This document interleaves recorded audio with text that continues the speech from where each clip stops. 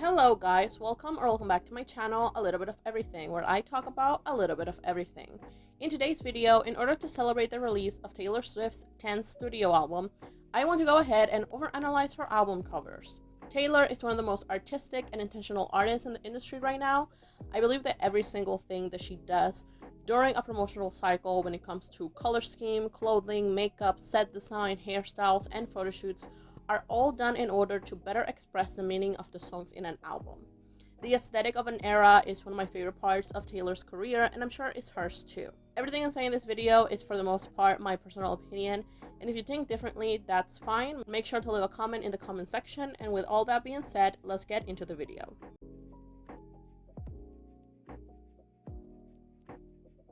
Taylor's debut album, Taylor Swift, was released in 2006 and marks the beginning of the very successful career of Taylor's.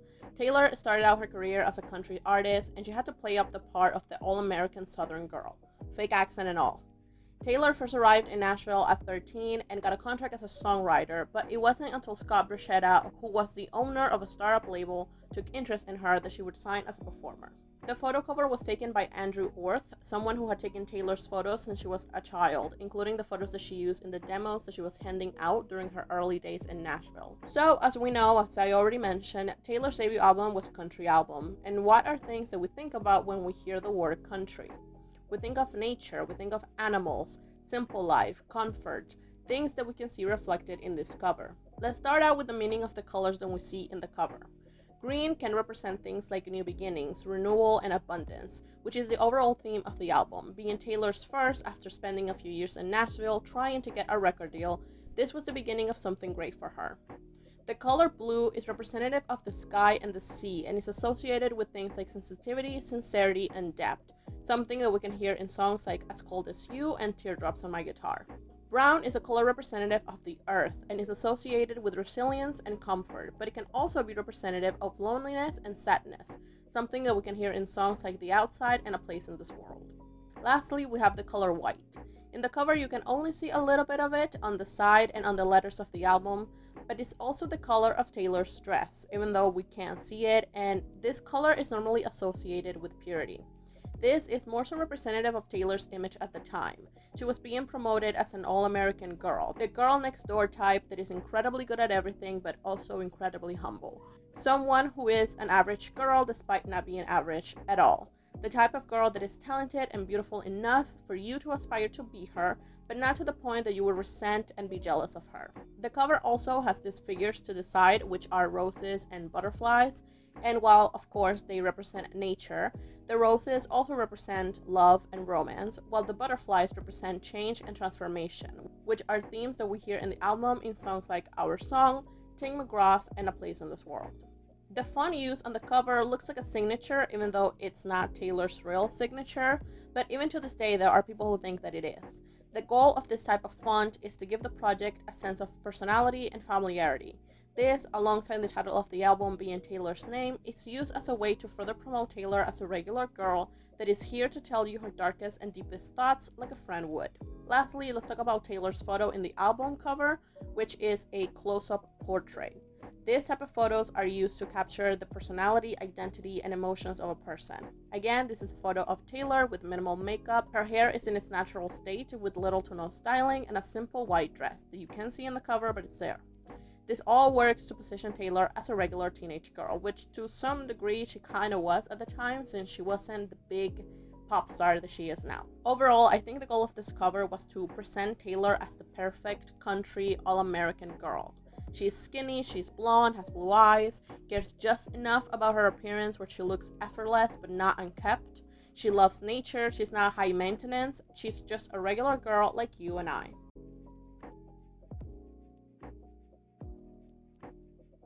Fearless was released in 2008 and was Taylor's breakthrough album. The album overall is a much poppier version of the previous one. The themes are for the most part the same, but her overall image is more polished and less small-town girl than the previous album. There are 3 versions of this album cover: the standard, the platinum, and the international version. The colors of the standard version of the cover are very earthy, meaning the colors contain browns, grays, and tans. So the main colors are brown, beige, and white. The white, I think, serves the same purpose as in the previous album cover. In this one, it's much more prominent. Not only is it in the letters of the album title, which are bigger than in the previous cover, but we actually get to see her dress, and I think this is again in order to continue to position Taylor as an unassuming good girl that anyone can relate to and wants to be. Next, we have beige. This color is normally associated with neutrality, conventionality, things that are basic and comfortable.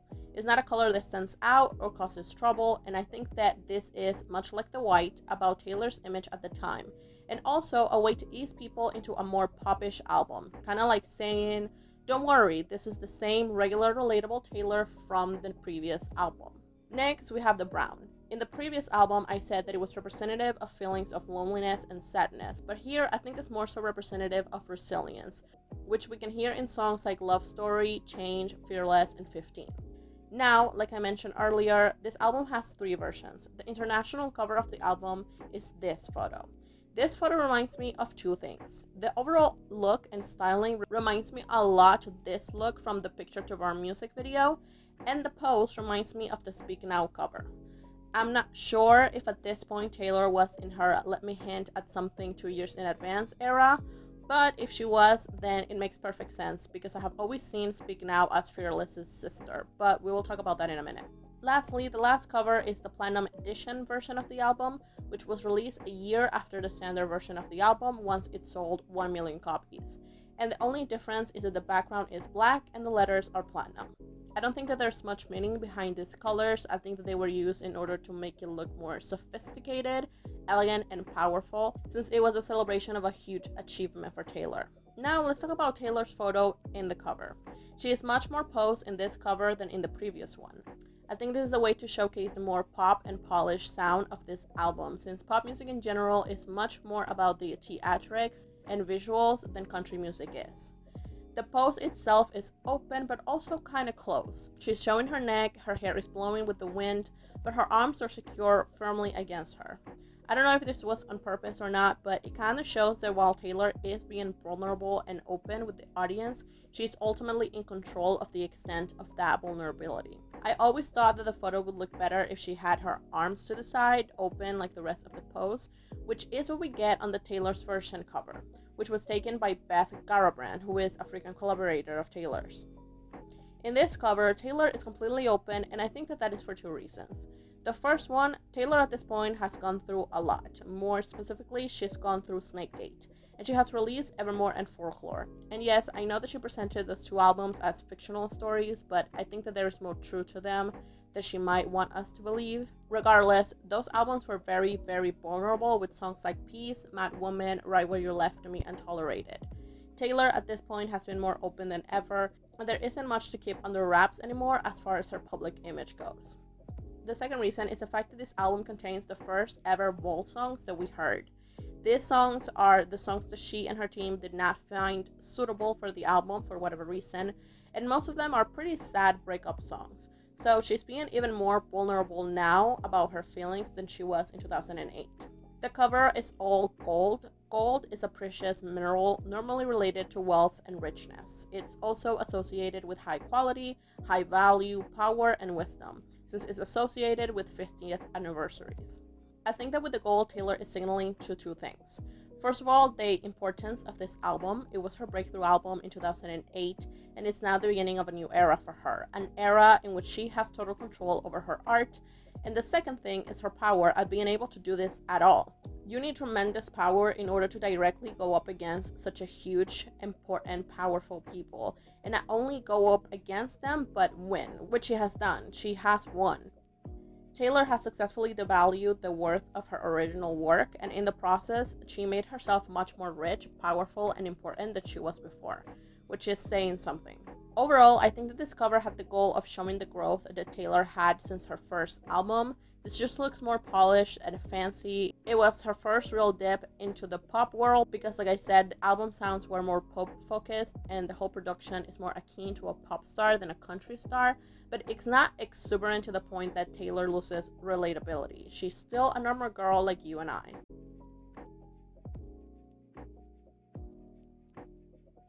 Speak Now is Taylor's 3rd album and it came out in 2010. The cover photo doesn't move away from the previous cover that much. I have actually always thought that both photos were similar, though not enough to get them confused, and thus I have always seen Speak Now as a close follow-up to Fearless. Before we get into the album cover, let's first talk about the album's name. Originally, Taylor wanted to name the album Enchanted, but she was advised against it because it would sound too childish, so she changed it to Speak Now. I think this name is genius for two reasons. First of all, because the album is quite long, despite the fact that it's only 14 songs long, which is pretty standard. It's 67 minutes long because all of the songs are really, really long. Mine is the shortest at 3.51 minutes, and Last Kiss is the longest at 6.7 minutes. So my girl was definitely speaking. The other reason is because the promotion of the album focused a lot on the fact that Taylor had written every song on her album.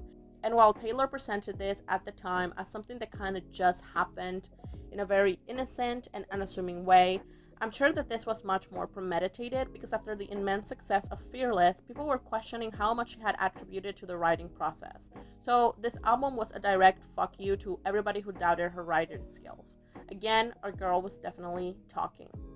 Now let's go back to the original title, Enchanted. This word invoked feelings of fairy tales, royalties, princesses, grandness, and bigger-than-life things. These feelings can be clearly heard in the album, and I think that while Taylor didn't use a name, she still wanted to give the album that feel and that image, and that's how we got the cover. This is the simplest cover to analyze because I don't think that there is much to it. The white continues to signify the purity and relatability of Taylor to the average teenage girl.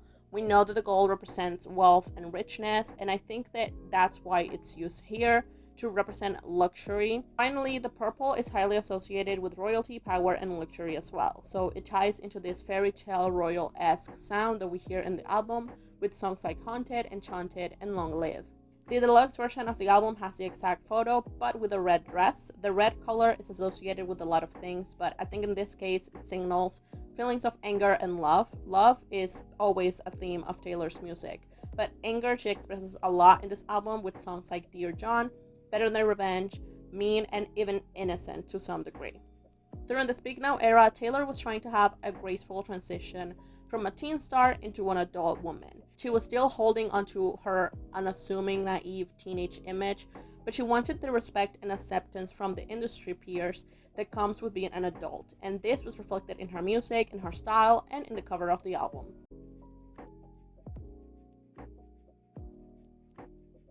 Red came out in 2012, and it's the first Taylor cover that doesn't follow the pattern and is completely different from the previous three in every way. By this point, Taylor had already transitioned her personal image into adulthood. She was starting to cross over even more into the pop field. She was trying to reach a more adult and mature audience. She was in her hipster and Kennedy era. Our girl was a brand new person, and it shows on the cover. This cover has the most close-up photo of Taylor of all the covers so far, but yet we see her face the least, since it's covered with the shadow. In all of the other covers, we could see her face clearly, even if she wasn't looking straight into the camera, but not here. This gives the album an aura of mystery, and this is an album that is quite mysterious. If you listen to it, you have no idea what the songs are going to sound like.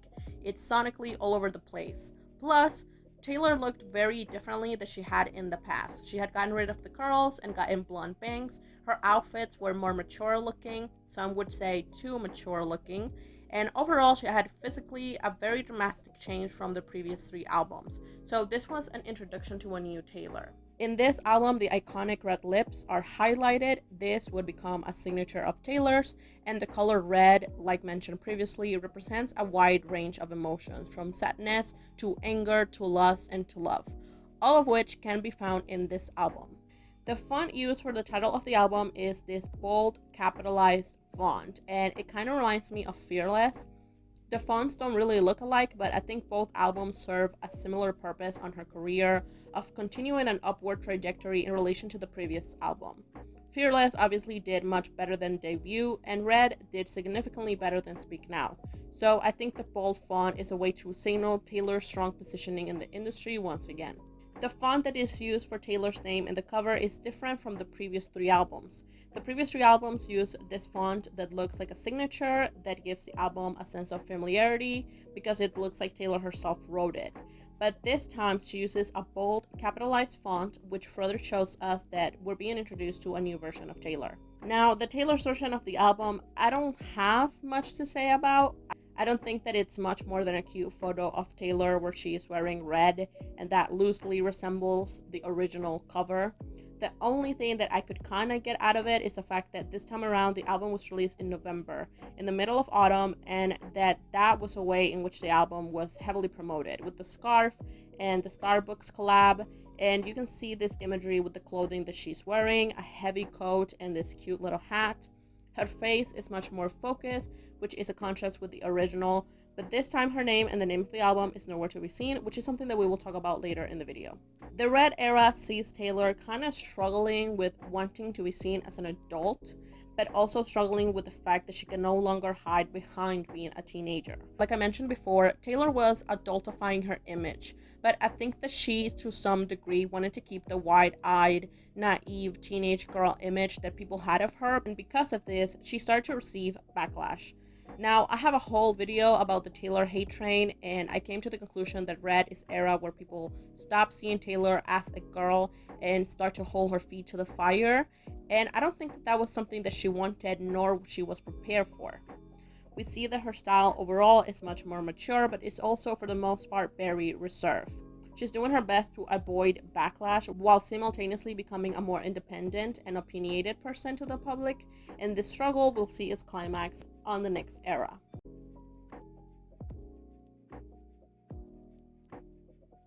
"1989" was released in 2014, and it was Taylor's first explicit entry into the world of pop.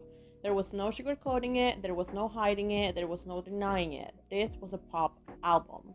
The album came with a new image for Taylor. She cut her hair into a bob, she was showing more skin, her uniform of sorts during this time was a crop top, very high heels, and a skater skirt.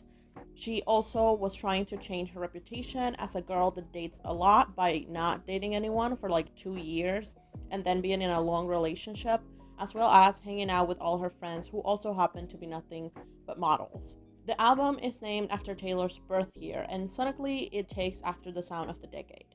During the early 2010s, the 80s were very popular, especially in fashion and in places like Tumblr, which Taylor was always on. So overall, taking this leap of faith without paying attention to her record label was a great decision. Let's go over the cover because it's very simple. It's a Polaroid photo of Taylor with her initials and the album's name. Starting out with the photo itself, it was taken with a Polaroid camera, which were huge in the early 2010s. The camera was invented in the 1940s and enjoyed much success from the beginning, but it wasn't until the late 70s when the company debuted their one-step camera, which was their first one-click camera, that they became a huge phenomenon and took over the 80s. These cameras were ideal for hanging out with your friends and keeping that memory in still photos because, well, in the 80s, there wasn't the possibility of putting out your phone and taking photos. It was also much more easy and cheaper to use this camera in comparison with the older models, so this became the camera of the youth.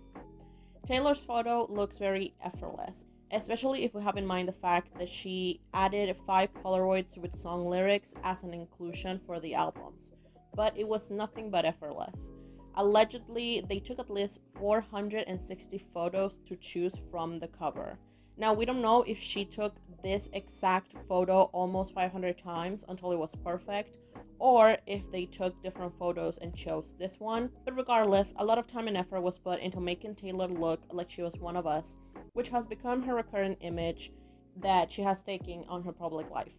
Let's talk about the photo itself. We see a mid shot of Taylor with her head cut off. She's hiding the top half of her face, which we talked about in Red, but this could be because this is a completely different sound, not only from her first 3 albums, but also from Red, and her image overall took a 180 turn. Like I mentioned earlier, she was wearing more risque styles, or well, risque for Taylor.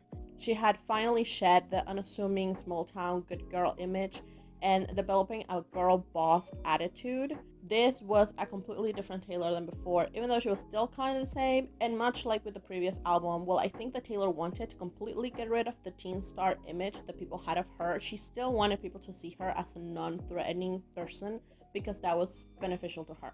Now, what she's wearing. Taylor is wearing a purple and white top that has seagulls on it.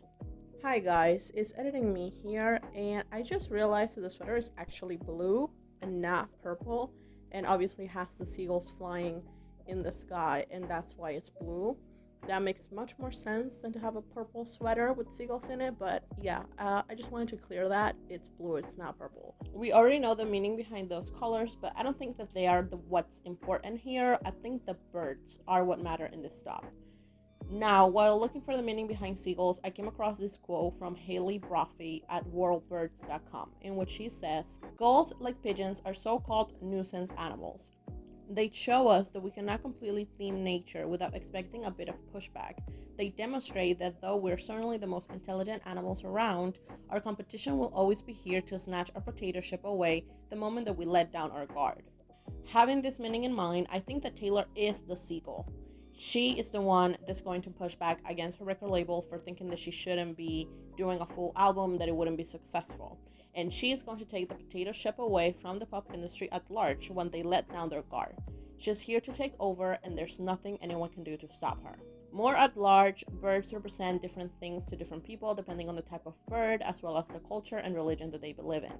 But I think that at some point we all have come to associate birds with freedom. They can just take off whenever they want to, and they are also completely open to the elements while flying. I think overall the birds represent the freedom that Taylor felt after finally convincing her record label to let her do a pop album, which seems like something that she was talked out of while making Red, and that losing the Album of the Year Grammy for Red convinced her that she needed to do. Last thing we have in this cover is hers and the album's name. Taylor wrote it herself, doing what she does best, which is give a sense of personal touch to the album. And this is the first instance of Taylor not putting her full name on the title, something that we will revisit later. 1989 was the beginning of Taylor's peak, and she hasn't stopped peaking since. But with all of that success that the era brought, it also brought a level of scrutiny and hate that she had never received before. I have a whole video about that and the Taylor hate train that you can watch. I would link it in the description. But at this point, all bets were off. Taylor had not been a teenager for almost 6 years by the time that the album came out, which means that people were much more willing to hate her without feeling bad about her. Her good girl act became unbearable for most people. Her girl boss persona was heavily criticized. She was no longer being applauded for dragging people in her music, and overall, everything that she did was wrong. This all culminated into Snakegate and Taylor Is Over Party, which led to Taylor taking a step back from the public, basically going into hiding, regrouping, and trying to figure out what was the best course of action now. She had three options. A, she pretended that nothing happened and continued her public life as normal, which I don't think would have been possible, really. I don't think people would have allowed her to continue as if summer of 2016 didn't happen. Option B, she leaned into the victim narrative that had gotten her into this mess in the first place. Or C, she took control of the narrative and embodied the negative things that everybody was saying about her.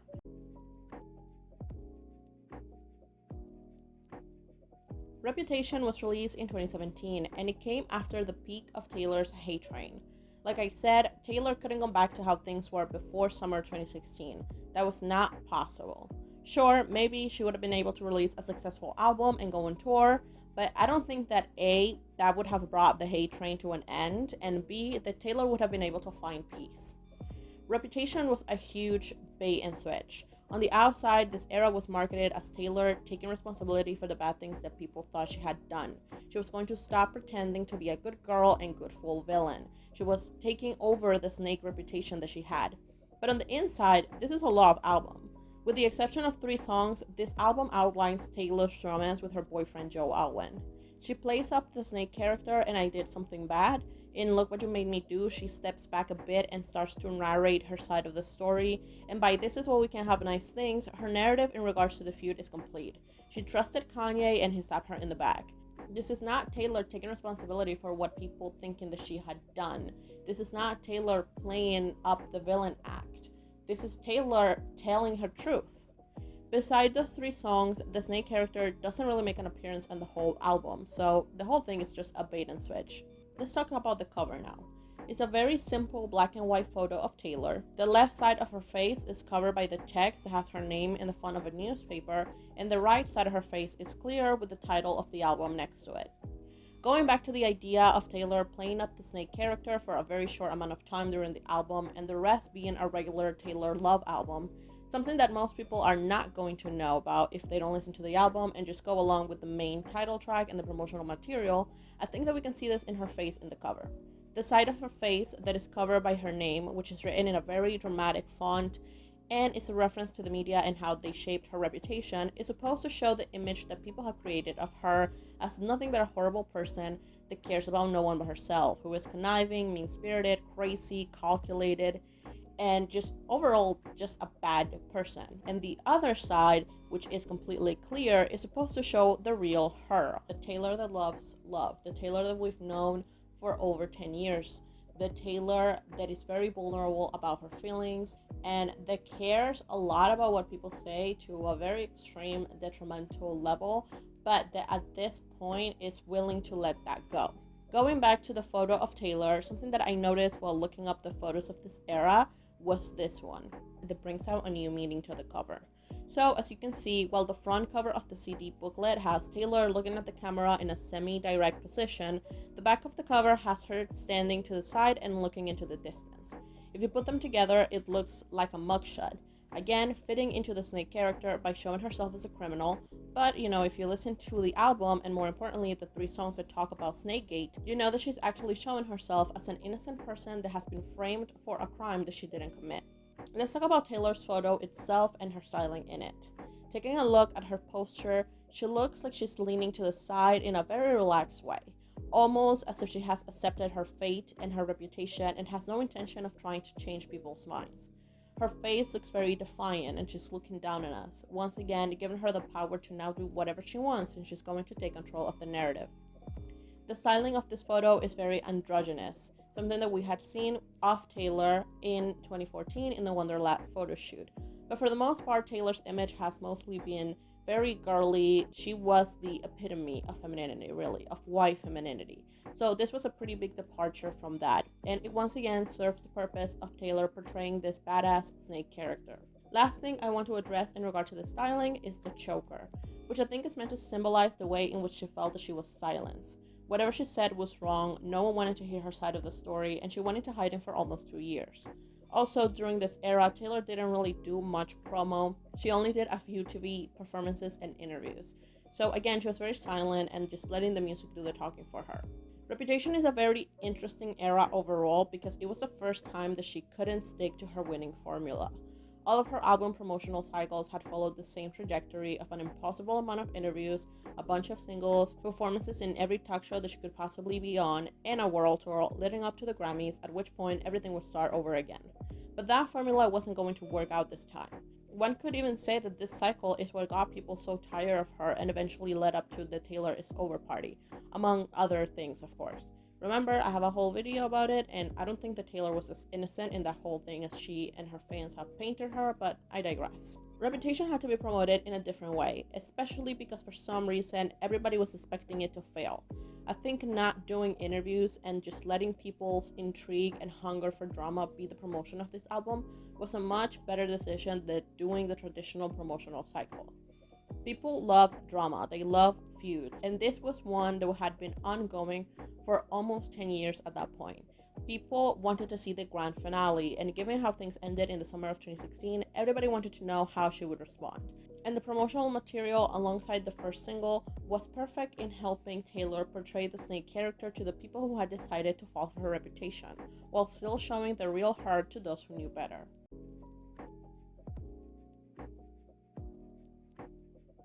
Lover is Taylor's 7th studio album. It was released in 2019 and it was a return to form for Taylor.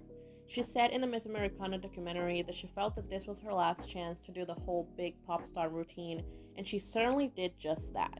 This was a promotional cycle like every single one prior to Reputation. She killed the Snake character and was back to basically the same public image that she had before Snakegate. Lover, much like Reputation, was an album about love, but much more explicitly so.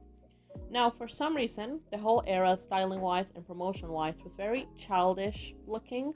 I think it goes back to the sentiment that she had about this being her last big era, as well as the fact that she was 29 at the time, and we all know that women in the entertainment industry have to deal with pretty harsh age-isms, so I think that she was overcompensating.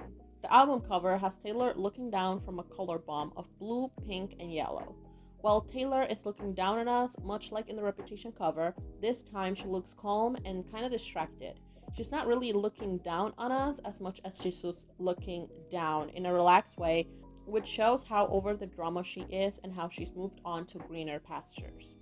The color blue represents a multitude of things, including freedom, which can be a reference to Taylor feeling free now that she doesn't have the bad reputation dragging her down, as well as the fact that she quote-unquote came out as a Democrat. Blue also represents sensitivity, which can be a reference to songs like Soon You'll Get Better, False God, and Cornelia Street, where Taylor is very vulnerable. Blue is also the color of the hair highlights that she has in the cover, and it's the more prominent color on her shirt. I think that the blue on top is not from the color bomb, but from the sky, so it fits into the freedom idea. Then we have pink. We know that pink is a very feminine color. Again, a return to form for Taylor. She had a very androgynous look in the previous cover when she was embracing a badass character, but now she's showing the real her, and we're back to her very traditional, girly girl, feminine looks. Pink is also associated with love and romance, but the light pink evokes this feeling in a more PG-13 way, for lack of a better word, in comparison to dark pinks and reds. Pink is also a very youthful color, which is something that Taylor wanted to evoke. She was reaching out to a younger fan base, and like mentioned earlier, that feeling that this was in some way the end of her career, and this coming out at the end of her 20s might have made her want to latch onto her youth one more time. Not that 30-year-olds are old, but you know what I mean. Unsurprisingly, this is the most prominent color in the cover. The last color is yellow. This is the least prominent color on the cover, and I think that is because yellow is such an attention-catching color in comparison to the other three. Yellow represents positive traits like happiness and cheerfulness, as well as optimism, which I think is optimism for the future, more specifically her future with Joe, since there are multiple references to marriage all over the album. Let's now talk about the text on the cover. As we can see, the only text in the cover is the album's title. Taylor's name is nowhere to be seen, and I think that this is just a flex, to be honest. She will continue to not feature her name in any cover moving forward, and I think it's a flex. Taylor is and was at that point so famous that there's no way that you don't know what she looks like. Even if you've never heard about this album, you don't like Taylor's music, if you walk into a record store and you see this cover, you're going to know that that is Taylor, even with this photo in which her face isn't even fully visible. The album's title, Lover, is written in calligraphy type font, which is very reminiscent of the type of fonts that she used for her name during the first three albums, even though they're not identical. The font is colored in red glitter. Glitter is associated with things that shine, of course, and is also associated with children for the most part. We already talked about Taylor evoking youth during this album cycle and the reasons why she might have done it. But I think that the glitter represents that Lover was Taylor's baby at the time. She was finally going back to her regular life after Snakegate. She was dead set in making this era a huge celebration, and this was supposed to be the better album that was going to avenge Reputation at the Grammys. We now know that the last two things didn't happen, but that was a plan when creating the whole aesthetic for this era. I don't have much to say about this era because it's not my favorite. I really disliked the fashion during this time. Her activism was way overdue, so I was rolling my eyes most of the time. And I don't have any particular strong feelings in favor or against the album. I'm just very meh about the whole era.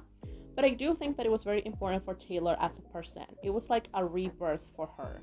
She was out of her old record label. She was speaking her mind without fear of retaliation. She no longer had to be afraid of the press, and I think overall, paired with the success of the Reputation era, it gave Taylor a boost in morale and confidence that she maybe didn't have prior to the summer of 2016.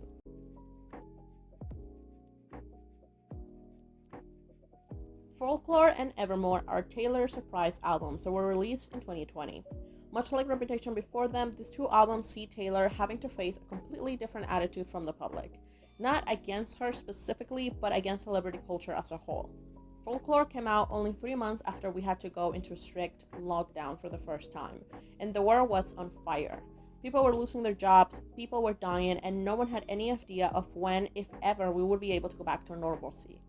People were really over celebrities at this point, especially after the Imagine video, and we just want them to stick to entertaining us from the hell that we were living at the time. 2020 also saw the murder of George Floyd, and the summer was really bad. So the best thing that a celebrity at the time could do was to stay as quiet as possible. People were still expecting them to say something, but they had to be very careful to what that something was because people were in their feelings. Taylor was also in a more touchy situation than many of her peers. Her mother had had cancer, so she was immunocompromised, which meant that if Taylor wanted to be around her, tours and performances that required her to be present were for the most part completely out of the question. This year also saw the rise of the retro 80s sound in music, so I think that Taylor, as someone who had already been there and done that, really had no other choice than to go to the completely opposite direction, which she did with these two albums. Evermore and Folklore leaned into the cottagecore aesthetic, which was huge in 2020, and is very simple and effortless, kinda echoing the looks of her debut album a little bit. Folklore was the first album that came out, and it had a grand total of 8 covers. I'm not going to analyze them individually, I'm going to analyze them as a whole. In all of the covers, Taylor is standing in the middle of a field of sorts. She is one with nature, she is alone in what it seems to be a reclusive place in which one could easily get lost. While Taylor is clearly posed in every photo, especially the ones that show her face up close, these are very relaxed, natural, and effortless, which are things that people associate with cottagecore, as well as overall associate with nature and outdoor living.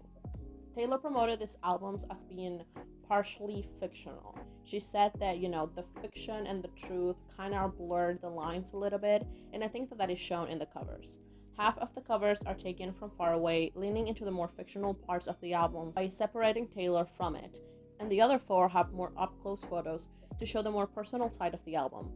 It's important that we don't know where the fiction ends and the truth starts, and vice versa with the songs in the album, and I think that is something that we can see in how the front and the back covers are assigned. If the front cover has up-close photos of Taylor, then the back cover will have her further away, and vice versa. Evermore came out in December 2020, and according to Taylor, it was made because she couldn't stop writing after she finished Folklore. Unlike her big sister, Evermore only got 1 cover. In it, Taylor is still at the forest, creating the connection between these 2 albums. She has her back to us, she's wearing a heavy coat and a messy braid. And unlike the previous album, this cover is in color. I think overall, Evermore is meant to evoke a more welcoming and warm feeling to the listener. While the album was also a surprise drop, it had a sound that we had already listened to in the previous album, so it wasn't a total surprise. And while still dealing with some heavy stuff, Evermore to me just feels overall much more light. But maybe it just feels that way because I let this cover brainwash me into thinking so.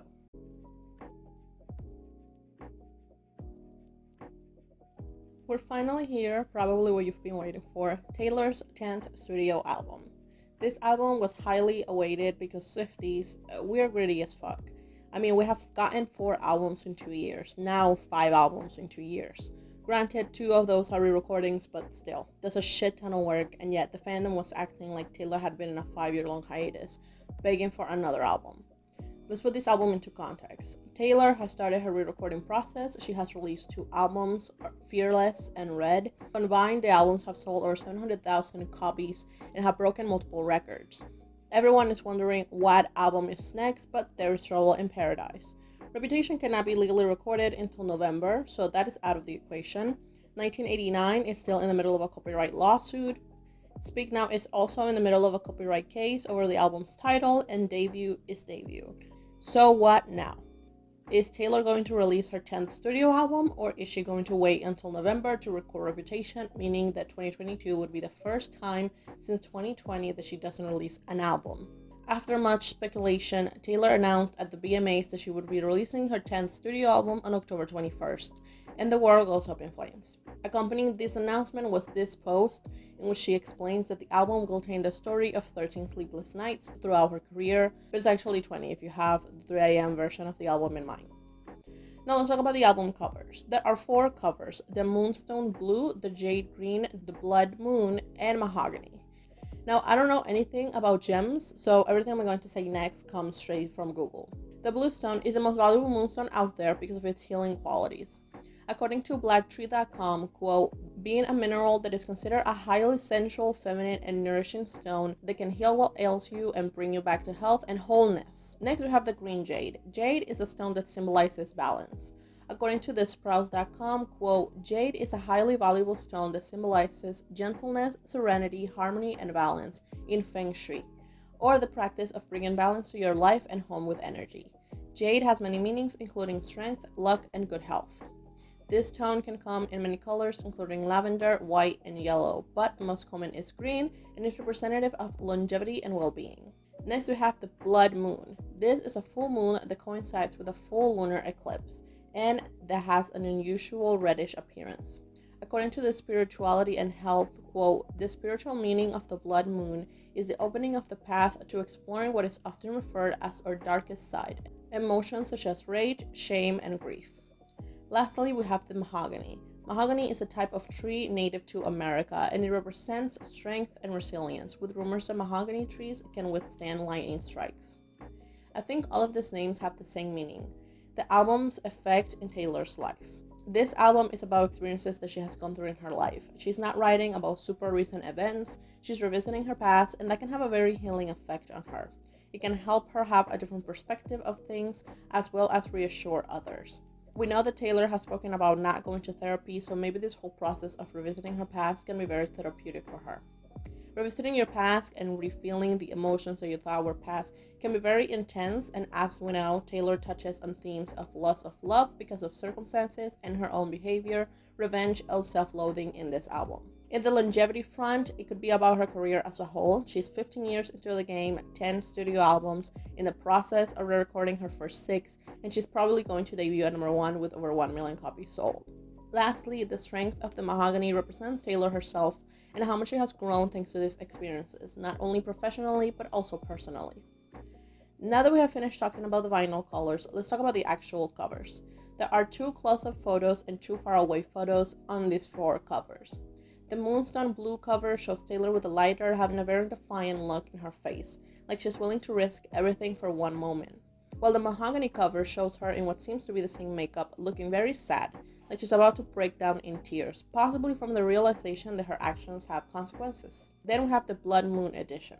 She's sitting with the phone in her hand, possibly got a phone call where she was chastised for her behavior, and she's processing everything that's happened. Lastly, the Jade Green edition shows Taylor laying in a couch in front of a piano. She has accepted that what's done, it's done, and there's nothing that she can do to change it. She seems calm and relaxed, and she's in front of a piano about to write a killer album about the whole situation. This could be how the development of this album went down, or how she might have thought that it would go down.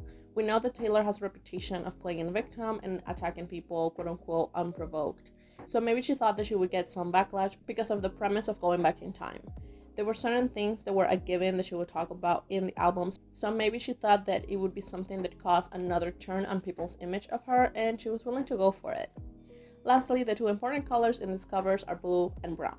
We already know what these colors mean, but here I think that the blue represents sensitivity and freedom. Sensitivity because she's opening old wounds, and freedom because she maybe feels that now she can truly move on from these situations. While the brown I think means stability, as a reference to the stability that she has to have emotionally and mentally to be able to go back into those moments, majority of which were very hurtful, and grow from them. So guys, that was all for today's video. Let me know what you think down below in the comments. Do you agree with my analysis? What is your personal analysis? What is your opinion on Midnights? Let all of your thoughts down in the comments. Make sure to like and subscribe, and I'll see you in the next video. Bye!